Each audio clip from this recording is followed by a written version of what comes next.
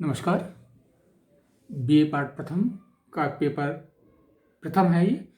और जैसा कि आप पढ़ रहे थे, मैंने प्राचीन भारतीय इतिहास जानने के साधनों के बारे में चर्चा की थी। मैंने आपको प्राचीन भारतीय साधनों में पुरातात्विक साधन बताए थे। अब आइए हम बात करते हैं प्राचीन भारत में साहित्य के माध्यम से इतिहास लेखन कैसे किया जाता है और ऐसे कौन से साहित्य हैं भारत में जिनसे कि इतिहास लेखन के बारे में हमको जानकारी प्राप्त होती है। याद रखिए, इतिहास लेखन में दो चीज़ें महत्वपूर्ण होती हैं।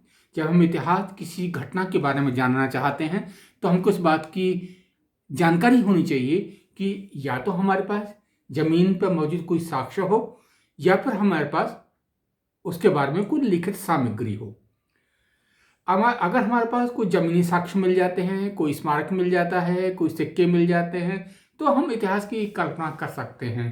पर इसके साथ साथ अगर वो चीज़ें हमको नहीं मिलती, परंतु हमको लिखित में साहित्य मिल जाता है, लिखी हुई कोई ऐसी कोई पुस्तक मिल जाती है, कोई अभिलेख मिल जाता है, तो उससे भी हम इतिहास की कड़ियों को जोड़ सकते हैं। तो भारत में हमको इतिहास लेखन में ये दोनों ही साधन हमको मिलते हैं। हमको पुरातात्विक साक्ष्य भी मिलते हैं और हमको लिखित सामग्री भी मिलती है।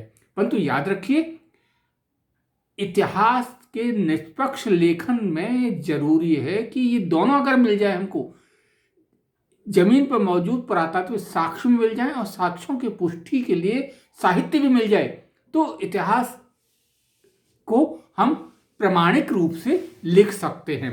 परंतु अगर हम एक चीज भी हमको प्राप्त होती है तो हम इतिहास की टूटी हुई कड़ियों को जरूर जोड़ सकते हैं। भारतीय इतिहास की विडंबना यह है कि जब हम प्राचीन भारत की बात करते हैं तो कभी कभी हमको पुरातत्व अवशेष खूब मिल जाते हैं, परंतु लिखी हुई सामग्री हमको नहीं मिलती। सैन्य सभ्यता की अगर बात करें तो पुरातत्व साहित्य जो सामान है, जो सामग्री है, वो भरी पड़ी है।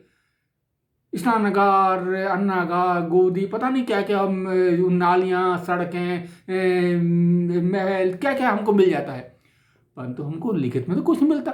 अगर मिलता है तो वो पढ़ा नहीं जा सका। तो उनसे हम अनुमान लगाते हैं कि उनका जीवन शैली, उनकी रहने सहने की जो परंपराएं वो किस तरह की रही होंगी। वहीं अगर हम बात करूं महाभारत, रामायण, ये हमको लिखित सामग्री तो हमको प्राप्त हो जाती है रामायण और महाभारत के रूप में, परंतु जमीन पर अवशेष हमको अभी तक ऐसे नहीं मिले हैं जिनकी पुष्टि की जा सके कि ये महाभारत कालीन है या रामायण कालीन है। परंतु जब हम साहित्य से इतिहास लिखते हैं तो साहित्य से इतिहास लेखन उतना ही महत्वपूर्ण है जितना कि पुरातात्विक साधनों से हम इतिहास लिखते हैं। और भारतीय साहित्य की जब हम बात करते हैं तो भारतीय साहित्य के इतिहास लेखन को हम दो भागों में बांट सकते हैं। एक धार्मिक साहित्य और दूसरा है लौकिक साहित्य। धार्मिक साहित्य से मतलब होता है जो धर्म से संबंधित हो, उपासना पद्धति से संबंधित हो, और लौकिक साहित्य से मतलब है जो कि उपन्यास हो सकता है, नाटक हो सकता है, कविताएं हो सकती हैं, और कोई मतलब जिसका जो विषय है वो धर्म न होके संसार के और विषय हो सकते हैं, वो है हमारा लौकिक साहित्य। परंतु धार्मिक साहित्य से याद रखिए, हमारे यहाँ धर्म का अर्थ वो नहीं है जो पक्ष में है, जो आमतौर पर हम लोग कह देते हैं धर्म का मतलब उपासना पद्धति, या धर्म का मतलब किसी एक विशेष धर्म की पूजा। यहाँ धर्म का मतलब है नैतिक आदर्शों का संकलन। धर्म का मतलब है कर्तव्यों का पालन, धारण करने वाली वस्तु। ये किसी उपासना, एक विशेष धर्म की उपासना पद्धति नहीं हो सकती, ये नैतिक मूल्य है। इसलिए भारत में धर्म का जहां तक अर्थ है, या फिर धार्मिक साहित्य से जहां तक मतलब है, जीवन मूल्यों से संबंधित जो धर्म ग्रंथ हैं उनसे है। और इन धार्मिक ग्रंथों में वैदिक धर्म, उनसे निकला हुआ जैन धर्म और बौद्ध धर्म ये आता है। ये एक विशेष प्रकार की चिंतन पद्धतियां हैं जहां कोई विशेष टकराव नहीं है। अब एक आरोप लगाया जाता है कि भारत में जब हम धर्म की बात करते हैं तो पश्चिमी इतिहासकार ये कहते हैं कि भारत तो निवृत्ति मार्गी था। वो कभी जो सांसारिक जो विषय हैं उनके बारे में कभी कोई वो चिंतन नहीं करता था। वो लोक और परलोक का चिंतन करने वाला समाज था। उसमें स्वर्ग नरक की अवधारणाएं और मोक्ष की अवधारणाओं के ऊपर ज़्यादा ध्यान दिया जाता था। परंतु ऐसे लेखकों को शायद नहीं मालूम कि भारत में धर्म का जितना महत्व था उतना ही समाज का भी महत्व था। सामाजिक मूल्यों, सामाजिक आदर्शों की कभी भारत ने अवहेलना नहीं की। पुरुषार्थ के रूप में अगर हम पुरुषार्थ को समझे, धर्म अर्थ काम मोक्ष, जो पुरुषार्थ की अवधारणा थी उसमें नैतिक मूल्यों का अधिक महत्व था। नैतिक मूल्यों के ऊपर नैतिक मूल्यों का पालन करते हुए सामाजिक धर्मों का पालन करना था, धर्म का पालन करना था, धर्म के माध्यम से अर्थ का पालन करना था। यानी कि जीविकोपार्जन के लिए अर्थ जरूरी था और धर्म के साथ साथ धर्म का पालन करते हुए काम यानी कि सांसारिक कर्मों की भी पूर्ति करनी थी, सामाजिक दायित्वों का भी निर्वहन करना था और इन तीनों के साथ हमको अगले जीवन की तैयारी भी करनी थी। यानी कि मोक्ष की जो अवधारणा है वो जीवन की सबसे बाद की अवधारणा थी। तो ये जो आरोप है कि धर्म का अर्थ सिर्फ पलायनवाद था, निवृत्ति मार्ग था, ये बिल्कुल गलत है। यहाँ का समाज इतना ही लौकिक था, इतना ही सांसारिक था जितना कि एक सभ्य समाज को होना चाहिए था। यहाँ पर विशेष स्थितियों में ही संन्यास की अनुमति दी जाती थी, अन्यथा गृहस्थ जीवन को ही सर्वश्रेष्ठ माना जाता था। अब जब हम धार्मिक साहित्य में वैदिक साहित्य की बात करते हैं तो वैदिक साहित्य की जब अगर मैं बात करूंगा तो वैदिक साहित्य में सबसे पहले आइए हम बात करते हैं वेदों की। सबसे प्राचीनतम धर्म ग्रंथ हैं, संभवतः दुनिया के प्राचीनतम धर्म ग्रंथ हैं और ये कब लिखे गए इसके बारे में हमारे पास कोई जानकारी नहीं है।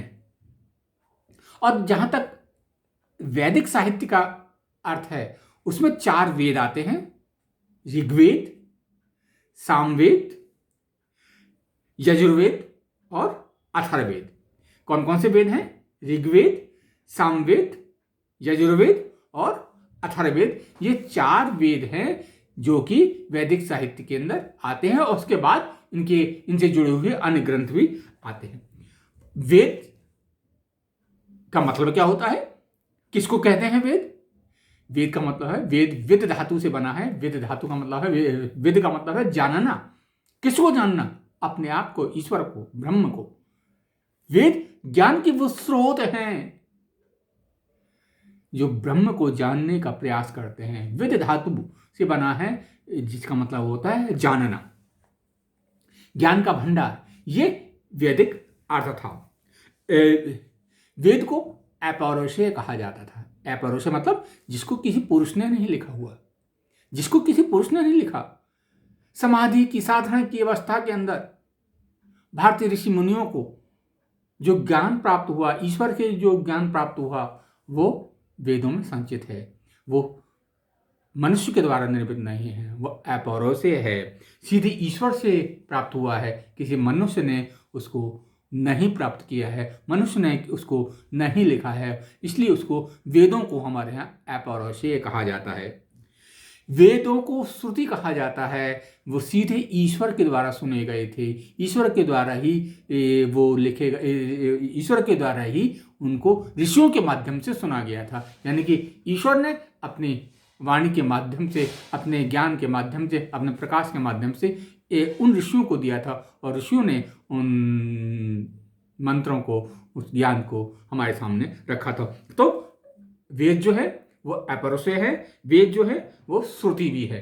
इनको लिखा नहीं जाता था। लंबे समय तक वैदिक मंत्रों को एक पीढ़ी से दूसरी पीढ़ी तक सुन के कंठस्थ करके याद किया जाता था, उसके बाद दूसरी पीढ़ी तक पहुंचा जाता। यानी कि एक शताब्दियों का इतिहास हमारा श्रुति परंपरा रहा है, लेखन परंपरा का नहीं था। एक पीढ़ी से दूसरी पीढ़ी तक सुन के उनको याद किया जाता था। तो ये जो वैदिक ज्ञान है वो श्रुति ज्ञान है, सुन के एक पीढ़ी से दूसरी पीढ़ी तक पहुंचा था। तो ये अपौरुषेय है, ये श्रुति है। और आगे मैं आपको बताऊं कि इनका जो सबसे महत्वपूर्ण, सबसे प्राचीनतम हमारा धर्म ग्रंथ है वो ऋग्वेद है, प्राचीनतम ग्रंथ है। और इसके निर्माण काल की जानकारी हमारे पास नहीं है। वैदिक मंत्रों को, वैदिक ऋचाओं को किसी एक व्यक्ति ने नहीं लिखा, एक समय में नहीं लिखे गए। याद रखिए, वैदिक मंत्र, वैदिक ऋचाएं किसी एक व्यक्ति की रचना नहीं है, एक समय की रचना नहीं है। इनके निर्माण में काफ़ी समय लगा होगा। काफ़ी समय से मतलब है कई शताब्दियों का समय इनके निर्माण में लगा होगा, तब जाके ये पूर्ण हुए होंगे।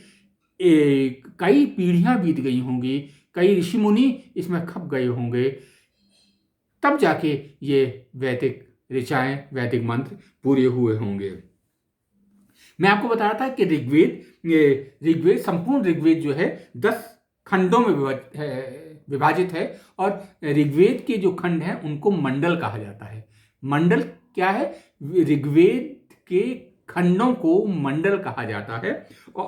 और मंडल के जो मंत्र हैं उनको मंडल के अंदर, प्रत्येक मंडल के अंदर मंत्र हैं, उन मंत्रों को सूक्त कहा जाता है। प्रत्येक मंडल के अंदर मंत्र हैं उनको सूक्त कहा जाता है। और सूक्त जो सूक्त हैं उनके खंड भी हैं, उनको ऋचा कहा जाता है। यानी कि ऋचा, खंड और मंडल, इस तरह ऋग्वेद का विभाजन है। कुल कितने सूक्त हैं? 1028 सूक्त ऋग्वेद के अंदर है। यानी संपूर्ण ऋग्वेद के अंदर 1027 सूक्त हैं। और कुल मंत्रों की संख्या करीब 11,000 के आसपास है। एक विशाल काय ये ग्रंथ है और ये किसी न किसी प्राकृतिक देवता को समर्पित है। जो प्रकृति के देवता हैं, अग्नि देवता, मरुत देवता, सूर्य देवता, वायु देवता, भू देवता, ये सारे के सारे जो प्राकृतिक देवता हैं वो उनकी पूजा से जुड़े हुए ये मंत्र हमको इसमें दिखाई देते हैं। दूसरा जो ऋग्वेद के बाद महत्वपूर्ण ग्रंथ है, वेद का ही भाग, ऋग्वेद का ही विस्तार कहना चाहिए, वो है सामवेद। साम का मतलब होता है गाना। यज्ञ के अवसर पर हवन के साथ इन मंत्रों को गाया जाता था। यानी कि ये मंत्र जो है गाए जाते थे और इसमें 7 स्वरों का मेल होता था। ऋग्वेद के बाद सामवेद में वो मंत्र हैं जो कि यज्ञों के अवसर पर गाए जाते थे। देवताओं के लिए ये समर्पित मंत्र हैं और देवताओं के स्तुति के लिए ये मंत्र लिखे गए हैं और सस्वर इनका पाठ किया जाता था। इन मंत्रों की संख्या, कुल जो ऋचाएं हैं सामवेद के अंदर, वो 1549 हैं। उसमें जो 75 मंत्र हैं वो ही 75 मंत्र ओरिजिनल हैं, बाकी सारे के सारे ऋग्वेद से लिए गए हैं। यानी कि एक बहुत बड़ा भाग इसमें ऋग्वेद का ही है और कुछ ही मंत्र ऐसे हैं जो कि इसमें पृथक से लिए गए हैं। तो सामवेद जो है वो सामवेद वो ग्रंथ है जो कि, या फिर कहना चाहिए ये उन मंत्रों का संचय है, उन ऋचाओं का संचय है जिनको कि गाया जा सकता था। तो ऋग्वेद के बाद सामवेद और उसके बाद जो वेद है, 2 वेद और हैं, उसके बारे में मैं आपको जानकारी अगले वीडियो में दूंगा। देखते रहिए वीडियो।